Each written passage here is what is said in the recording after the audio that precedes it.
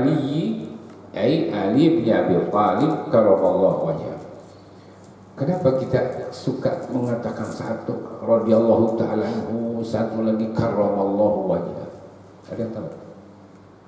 Jelaskan coba.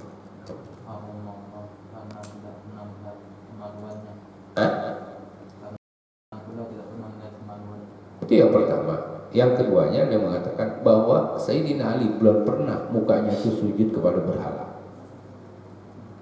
Ya. Jadi ada dua kaul di dalam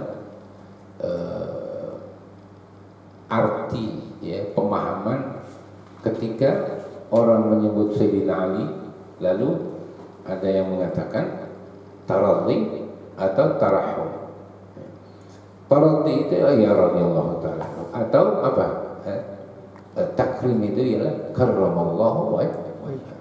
Karramallahu wajhah itu karena apa? Sayyidina Ali itu belum pernah mukanya, wajahnya itu ya, menundukkan kepada berhala. Dan yang kedua ya, bahwa Sayyidina Ali itu tidak pernah melihat kepada kemaluannya, belum pernah melihat.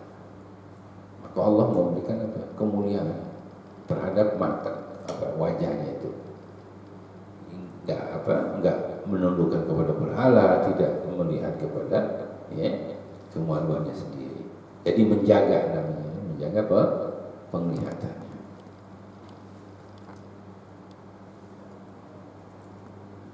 Annahu qala, anna Sayyidina Ali ibn Abi Thalib yaqulu istahyaitu, saya itu malu. Ini malu ini jangan diartikan bahwa kalau ada hal-hal yang memang mesti kita tanyakan lalu kita malu, kita nggak bertanya. Sayyidina Ali malu, tapi dia tetap bertanya kan? Bertanya melalui mikdal.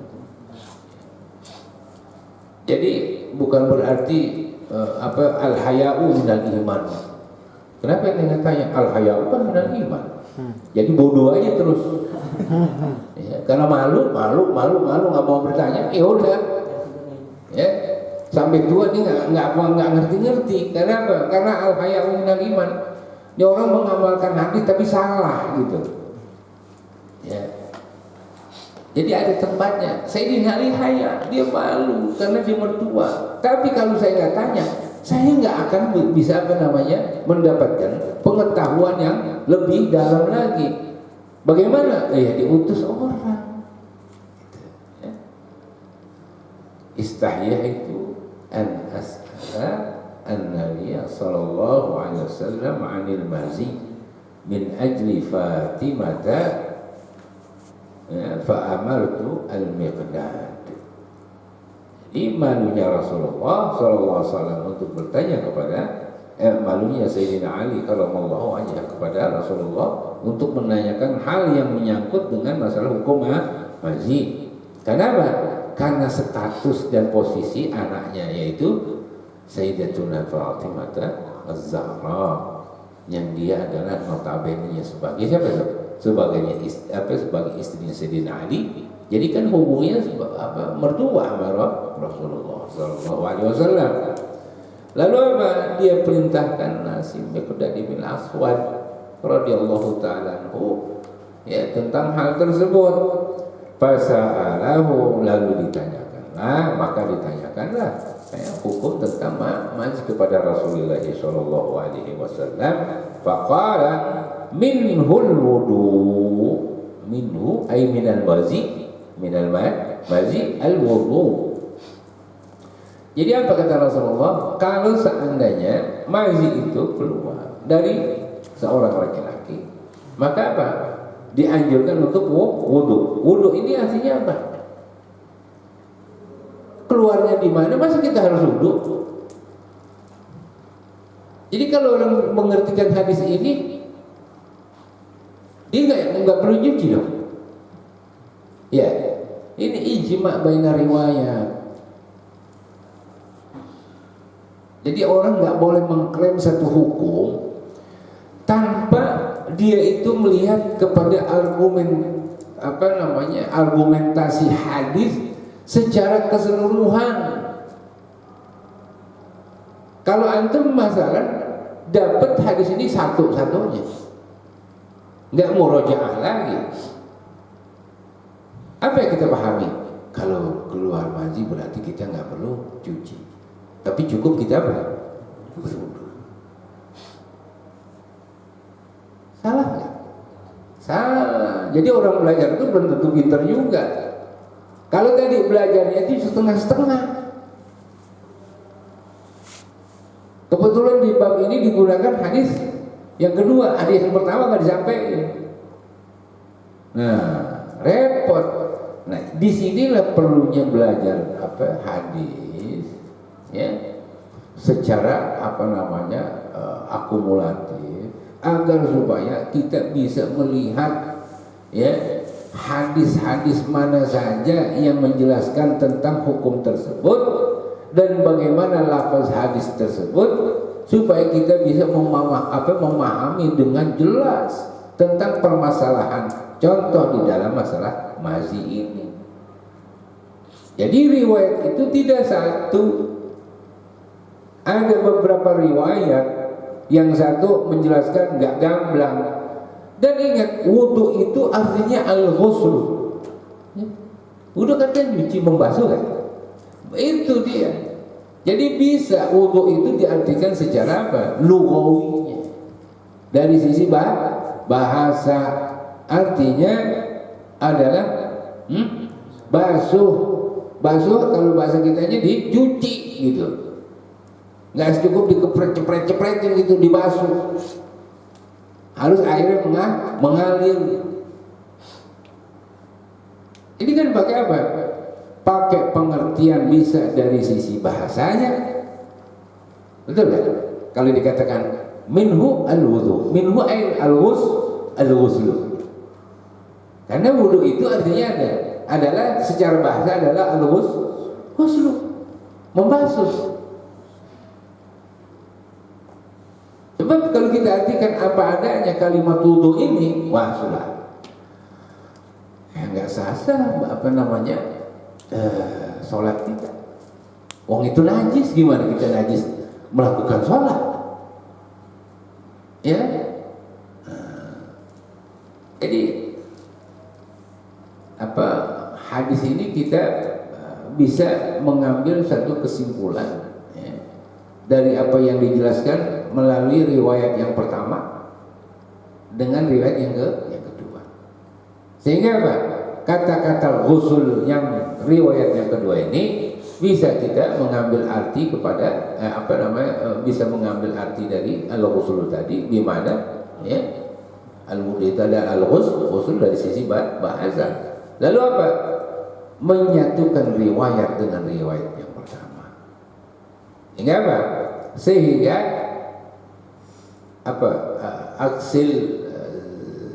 zakaraka wal tawaddu, cuci, ya, kemaluan kamu, kemudian apa lagi? Dan berwudu. Sebab kalau kita artikan saja berwudu ini dengan kata-kata secara istilahinya, ya, di dalam pemahaman fikih itu membasuh muka, berarti kan nggak ada yang dibasuh bagian vitalnya.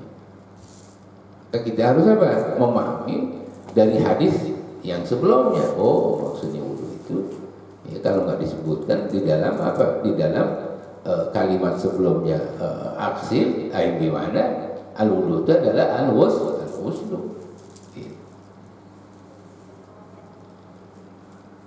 Jadi ini ada dua riwayat kan? Nah, di sini ada dua riwayat yang sumbernya sama dari si Muhammad ibn al-Hanafi, yaitu Muhammad ibn Ali, ya, karramallahu wajhahu. Terus yang ketiga lagi, ini argumen-argumen yang disampaikan oleh Imam Muslim di dalam permasalahan ini, agar kita itu lebih banyak mengakomodir tentang masalah hadis-hadis yang menyangkut dengan hukum mazi. Nggak cukup kita dengan satu hadis saja. Lalu apa? Diriwayatkan dari guru yang bernama Harun, ya, Ibnu Sa'id Al-Aili dan Ahmad bin Isa. Keduanya meriwayatkan dari apa? Dari gurunya yang bernama Ibnu Wahbin, ya, Ibnu Wahbin. Dan dia meriwayatkan dari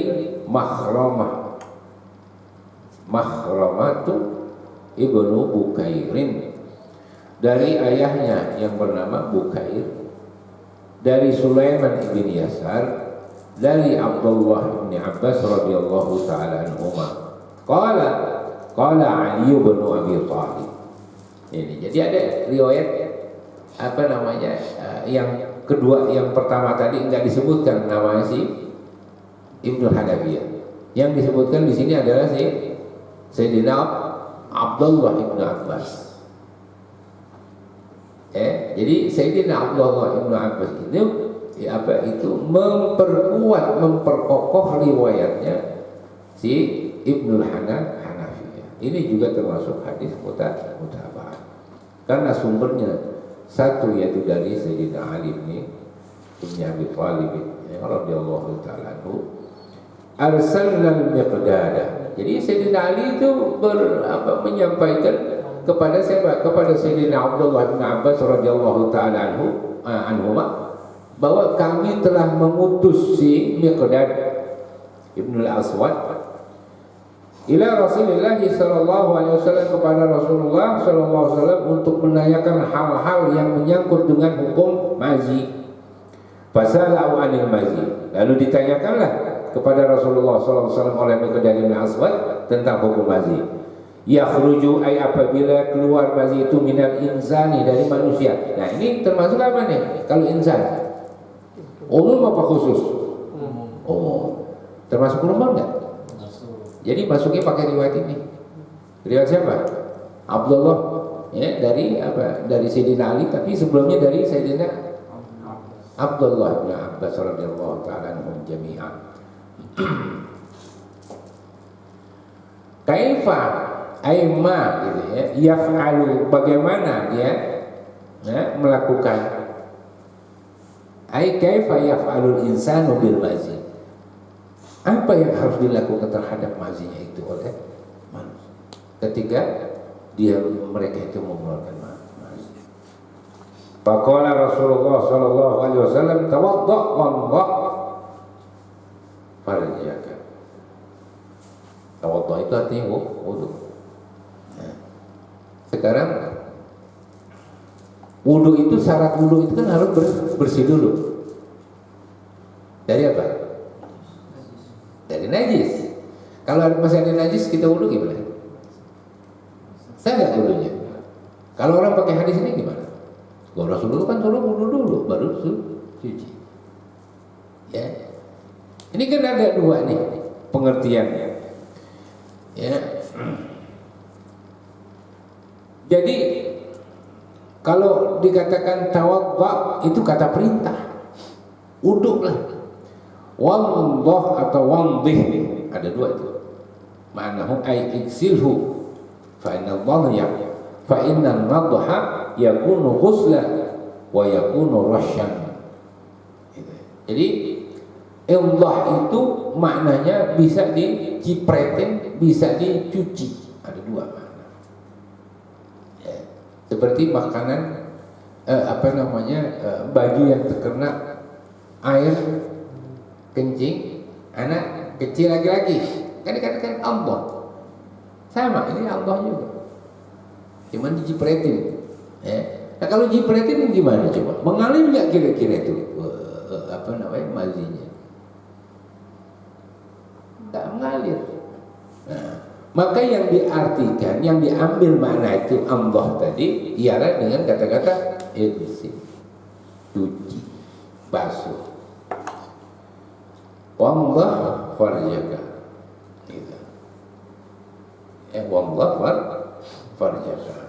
Allah bikasrih Allah, boleh wadih gitu. Jadi tadi katanya kuntu rajulan madzaan ay katsirul madzi. Katsirul madzi.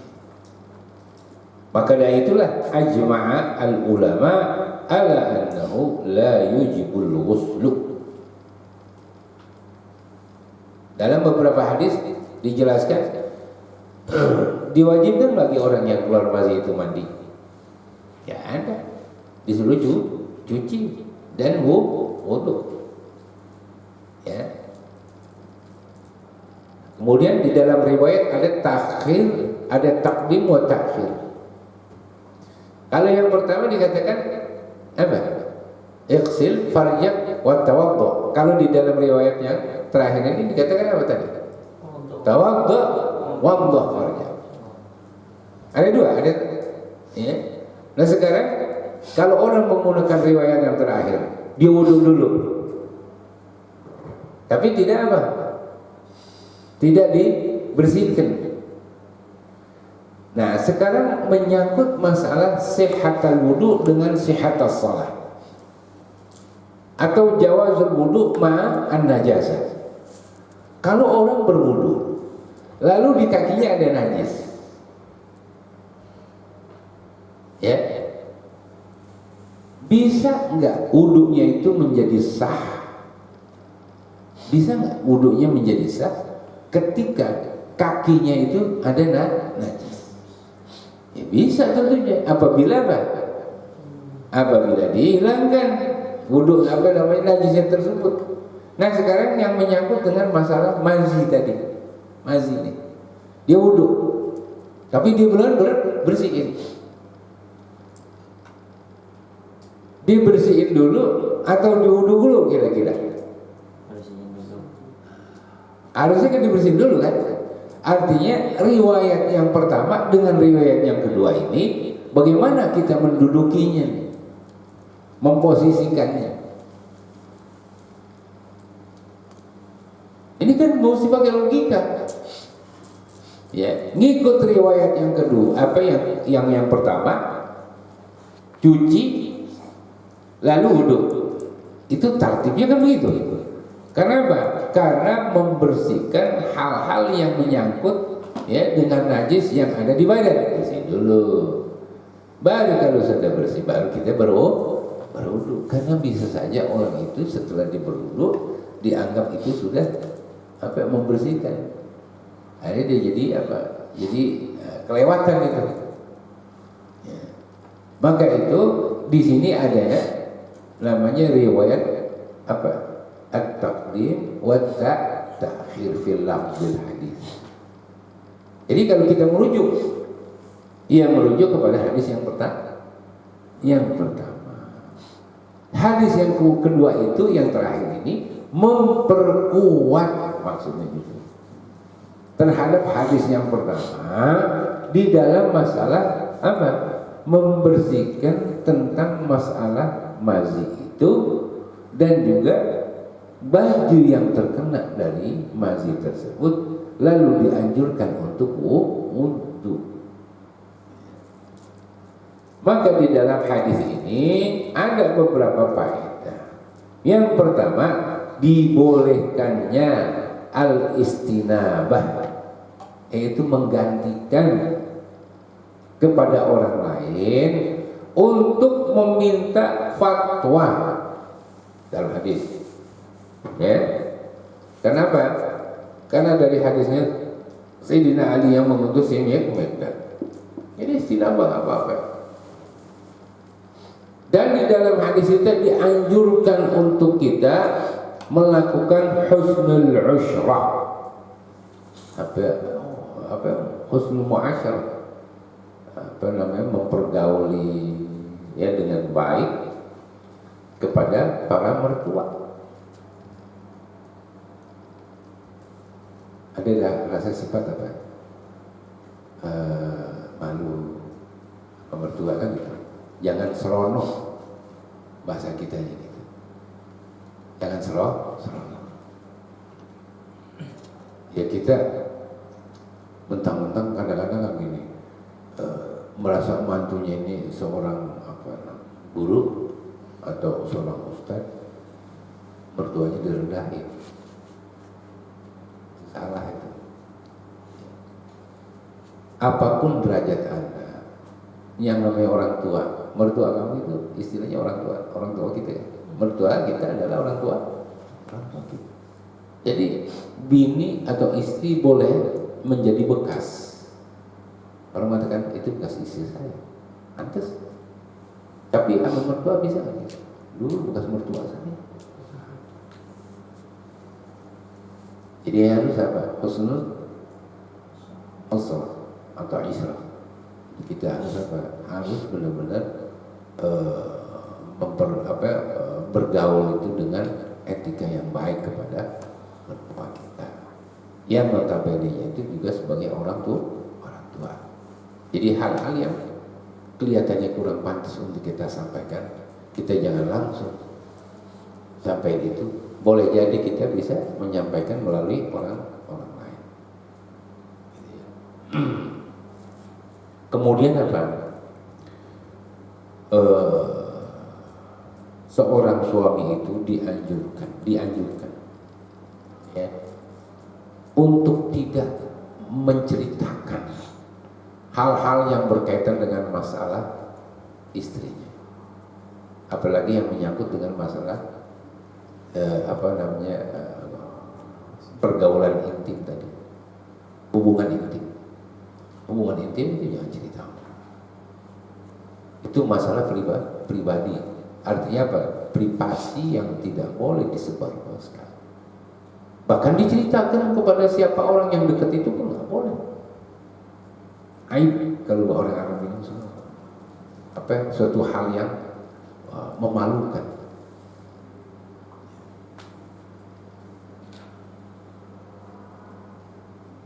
Nah kemudian nggak boleh diceritakan ya di depan orang tuanya, di depan saudaranya, kemudian di depan anaknya, gitu ya, atau di depan kerabat.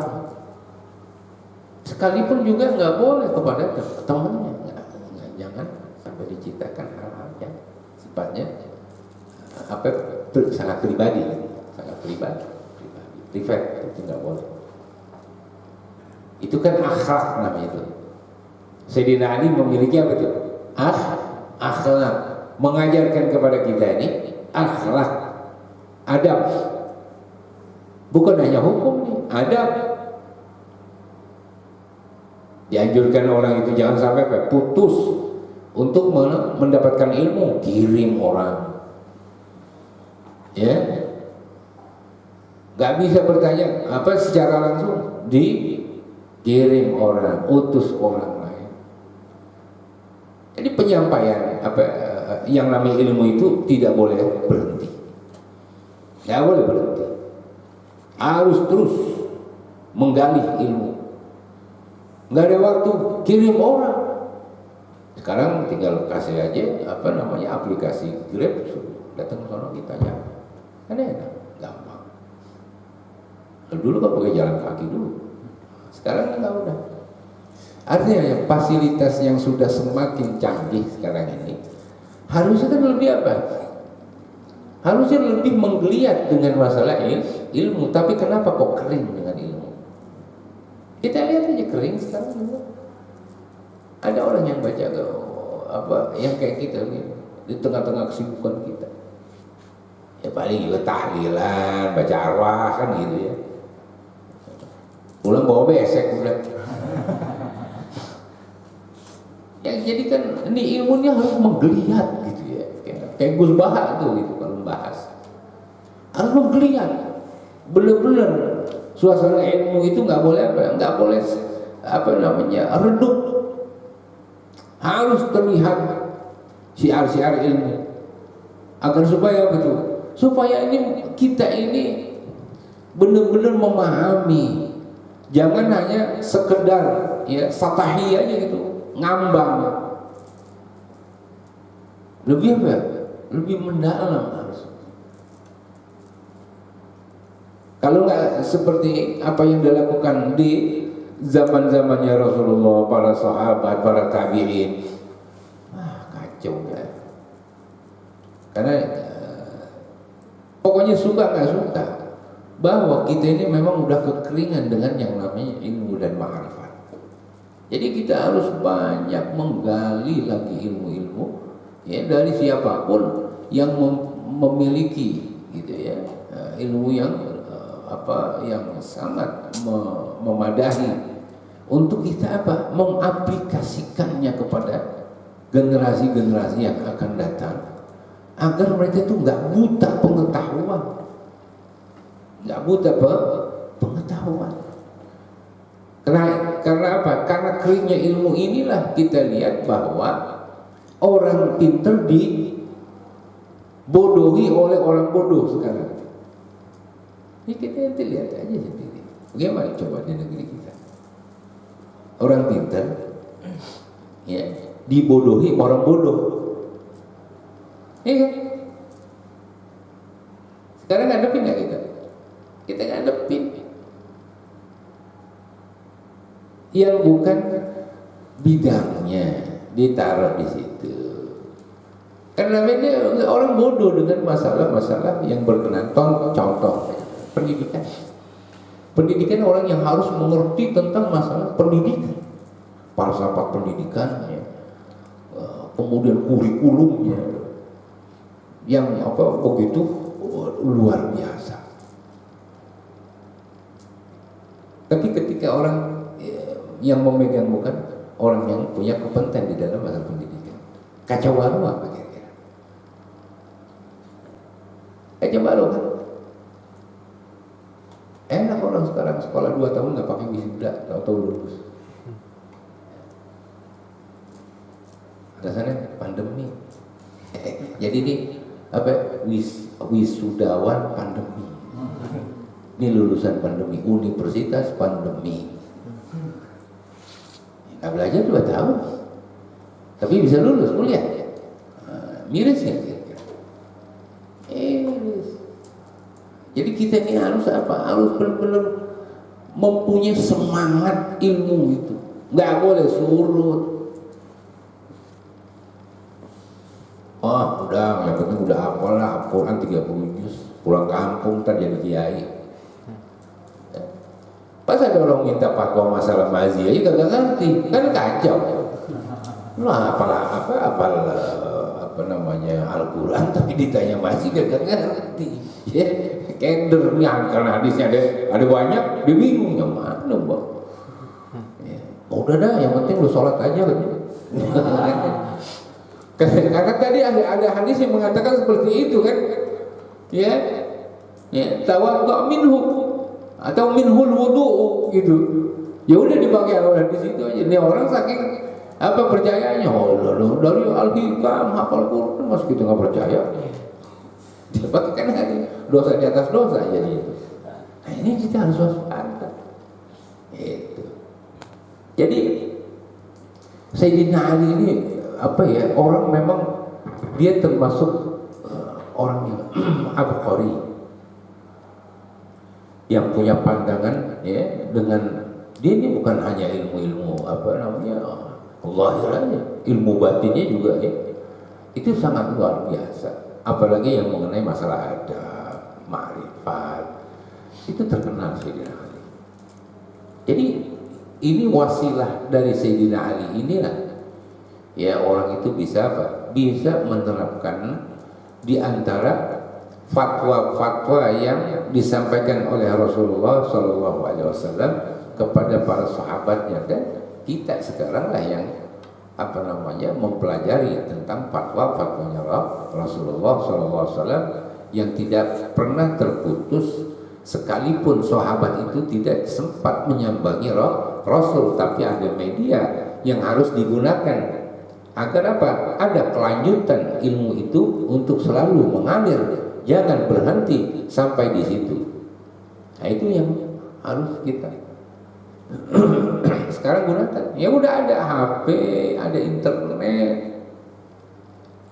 Nah ini harusnya lebih aktif, yang bermanfaat tadi. Ya. Ini yang harus kita pikirkan, dan itu harus kita terapkan. Sehingga apa? Sehingga kita ini nggak kering daripada ilmu pengetahuan. Nah sekarang apa? Kalau kita melihat hadis, ya, beberapa hadis, jadi apa? Hukum keluarnya mani tersebut, ulama bersepakat bahwa tidak wajib dengan sebab keluar mazi itu, ya, untuk mandi, sebagaimana diungkapkan oleh pendapatnya siapa tadi? Imam Syafi'i, ya, dan juga Abu Hanifah, Imam Ahmad termasuk, ya, dan mayoritas para ulama, ya, wa jamaahir yujibul wudu'a li hadzal hadis, dan sebagian ulama itu mengatakan wajib bagi siapa? Bagi orang yang mengeluarkan mazi itu apa? Wajib wudu. Jadi ada dua pendapat. Ada yang tidak mewajibkan. Imam Syafi'i nggak wajibkan wudu. Ya. Ada yang mewajibkan wudu. Karena hadis ini juga, hadisnya ini juga beda pendapat, coba. Beda pendapat. Gitu ya. Jadi kalau dikatakan ijma ulama ini tentang masalah hukum keluar mazi tidak wajib tidak wajib wudu, nggak wajib wudu, cukup dicuci, dan wudu itu merupakan hal atau hukum yang sifatnya sunnah. Tapi seperti Imam Daud Al-Zahiri, dia mengatakan bahwa wudu itu wajib ketika keluar mazi. Jadi cucinya wajib, wudunya wajib. Ya. Ada dua pendapat di kalangan para ulama siapa? Ulama fikih. Ulama